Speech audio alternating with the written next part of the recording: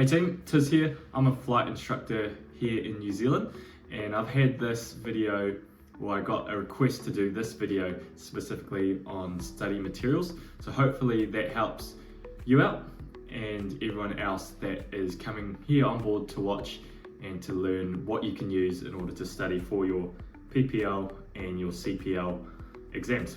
Okay, the first thing I'd recommend you to get is the Waypoints books. So whether you're doing your PPL or your CPL, the Waypoints books are generally the go-to source of material for the ASPEC exams, which you'll do for your PPL subjects and your CPL subjects. The Waypoints books are great because they cover everything that you need to know in depth, and they also go a little bit further as well to really help you build that understanding on what you need to know. So if you've got the Waypoints books, Waypoints also provide mock exams as well, and you'll find that these mock exams, even though they do cost money for each voucher, you'll find that they can be quite similar to the actual ASPEC exams that you will do, sometimes even word for word almost. So it's highly recommended after you study the books that you try some exams, and you'll know kind of where you sit in terms of percentage. For these ASPEC exams, you need to have a pass rate. In order to pass, you need to have at least 70% or more. So you can use that to gauge your progress and whether or not you'll be ready to actually take the exam themselves. Now, along with the Waypoints products, you've also got the syllabus points. So every exam has syllabus points, and questions can be asked from these syllabus points. Not every single syllabus point will be asked, but for each topic in a subject, there will be a few that are pulled from it randomly in the exam, and you can be asked on it. So it's really, really important to know what these syllabus points are. If you have the Waypoints books, you can find them at the rear of the books. Just be aware if you've got an older book and you haven't bought it new, those new syllabus points or the syllabus points could be a little bit older, may have been updated or have changed a little bit. Generally, you'll find them that they are the same. They don't really change throughout the years very much, but just be aware of that, which is really important. You can also find the syllabus points online. If you are on your PPL or you're doing your PPL subjects, you can go to AC 61-3. That stands for Advisory Circular 61-3.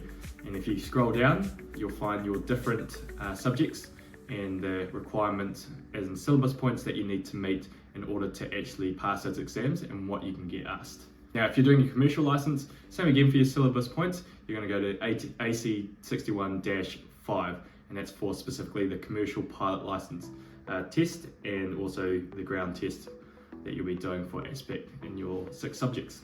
Cool. Next source of study material I would also recommend is using the aviation.govt.nz website.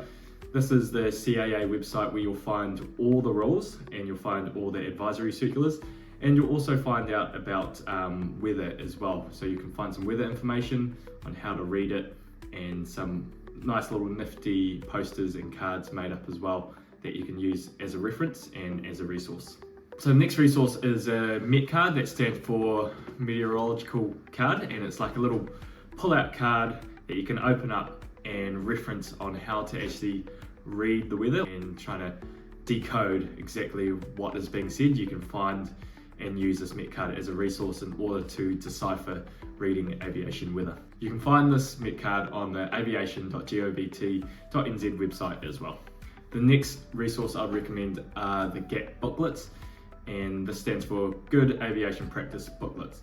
You can find this you find these found on the CAA website as well, or you can get them in physical copy too. Most flight schools and aero clubs will have a whole range of GAP booklets that you can actually choose from, take and read with you at home.